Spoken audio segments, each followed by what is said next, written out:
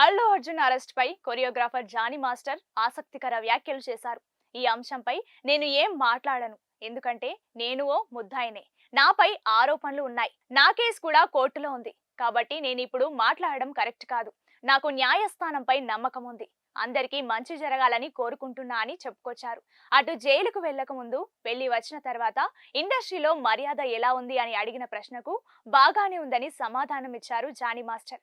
ఇక Johnny master చేసిన ఈ వ్యాఖ్యలు ప్రస్తుతం సోషల్ మీడియాలో వైరల్ గా మారాయి. మరోవైపు సంధ్యా థియేటర్ ఘటన రోజు రోజుకి ఆసక్తికర మలుపులు తిరగడమే కాదు, అల్లు అర్జున్ ని మరిన్ని చిక్కుల్లో పోలీసులు అడిగిన ప్రశ్నలకు అల్లు అర్జున్ సమాధానం ఇచ్చినట్లు తెలుస్తోంది.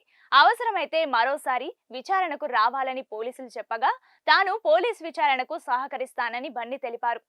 ఈ ఘటనపై అసెంబ్లీలో సీఎం రేవంత్ రెడ్డి ఘాటైన వ్యాఖ్యలు చేయడం, ఆ తర్వాత అల్లు అర్జున్ ప్రెస్ మీట్ మాట్లాడడం పెద్ద హాట్ టాపిక్ గా మారింది.